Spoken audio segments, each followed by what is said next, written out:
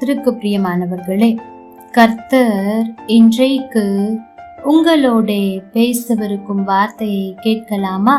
35ஆம் சங்கீதம் 10ஆம் வசனம். சிறுமைப்பட்டவனை அவனிலும் பலவானுடைய கைக்கும், சிறுமையும் எளிமையுமானவனை கொள்ளையிடுகிறவனுடைய கைக்கும் தப்புவிக்கிற உமக்கொப்பானவர் யார் கர்த்தாவே என்று என் எலும்புகள் எல்லாம் சொல்லும். எனக்கு பிரியமான தேவ பிள்ளைகளே, இந்த வார்த்தை தாவீதின் வார்த்தைகள். அதாவது அவர் அநேக ஜனங்களால் கஷ்டப்படும் போது சொல்லுகிற வார்த்தை. அவர் அப்படி என்ன விதமான பிரச்சனைகளையும் போராட்டங்களையும் சந்தித்தார் தெரியுமா?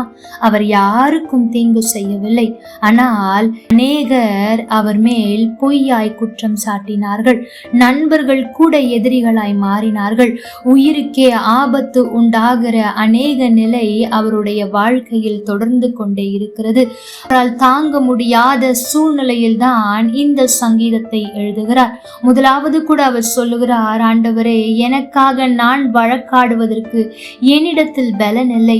நீர் எனக்காக வழக்காடும், நீர் எனக்காக யுத்தம் செய்யும் என்று ஆரம்பித்து விட்டு அநேக காரியங்களை சொல்லிக்கொண்டே வருகிறார். அதற்கு பின்பு இந்த 10ஆம் வசனத்தை வாசித்து பாருங்கள்.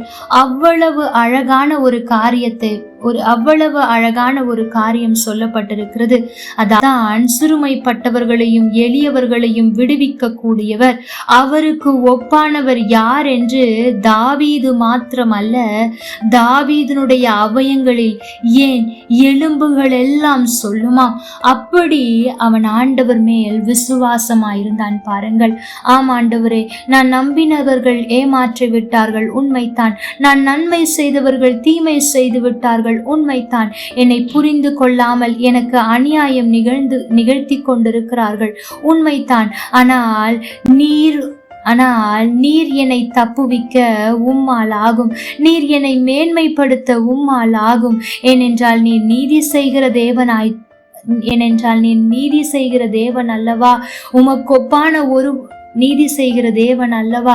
சிறுமைப்பட்டவர்களுக்கும் ஒடுக்கப்படுகிறவர்களுக்கும் யாரும் இல்லாமல் தனிமையில் இருக்கிறவர்களுக்கும் நன்மை செய்ய உமக்கு ஒப்பானவர் யார் என்று என் எலும்புகள் எல்லாம் சொல்லி கொண்டிருக்கிறது என்று சொல்லுகிறார்.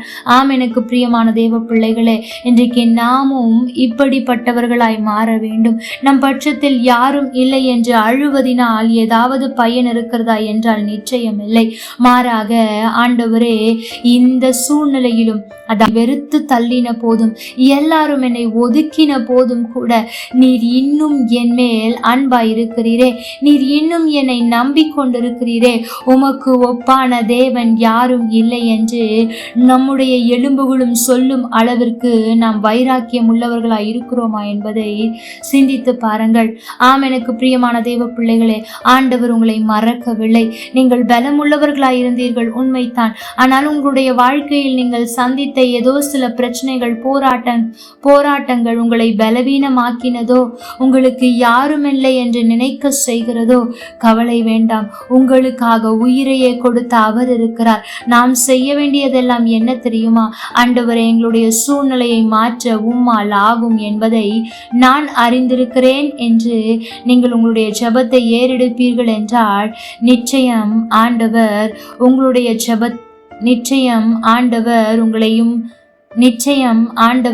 உங்களையும் சிறுமைப்பட்டவனை பலவானுடைய கைக்கு தப்புவிப்பார்.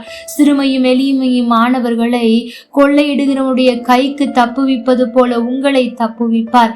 அது மாத்திரமல்ல, அவர் எப்பேற்பட்ட தேவன் என்பதை வெளிப்படுத்துவார்.